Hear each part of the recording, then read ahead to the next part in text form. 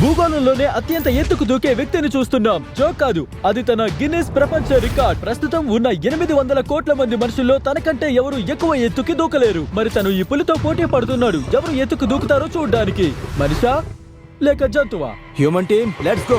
ఆ గొప్ప జంతువుని చూడు. నిజంగా దాన్ని మించి నువ్వు దూకాలనుకుంటున్నావా? నేను అబద్ధం చెప్పట్లేదు. అది 4 మీటర్స్ గెంతితే నేను గెంచుతాను. ఓ, అది నిన్ను ఎలా నాకు చూస్తుందో తెలుసు. చూడు. నేను అంచనా వేస్తోంది. అది హెచ్చరిక. దానికి ఇంగ్లీష్ రాదు. మనం పోటీ మొదలు పెడదాం. అది గెంతేలా చేయడానికి ఈ మాంసాన్ని ఎరగా వాడతారు. ఏం చేస్తావు చూపించులోనా? ఓ, దానికి అది కావాలి. ఇదిగో అది దూకుతోంది. పులి ఎంత ఎత్తుకు దూకుతుంది? ఓ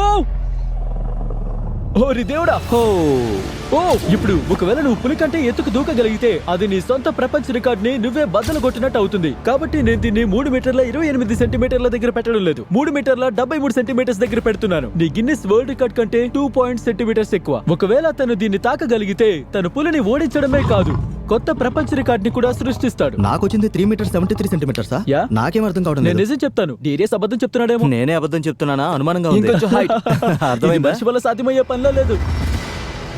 నువ్వు ప్రపంచం రెడీయా? మొదలు పెడదాం. నువ్వు ఆ ప్రపంచ రికార్డ్ ని సాధించగలవో లేదో చూద్దాం. లోనా, ఇది నీకోసం. తను గెలవగలడా?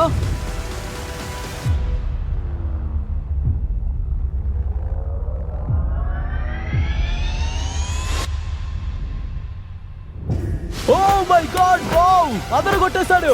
చాలా ఆశ్చర్యంగా ఉంది. లూనా, దీనికి నువ్వేం చెప్తావు? బ్రో, నువ్వు ఇప్పుడు చరిత్రలో అందరికంటే ఎక్కువ ఎత్తుకు దూకావు. అయినా నువ్వు కూల్ గా ఉన్నావు.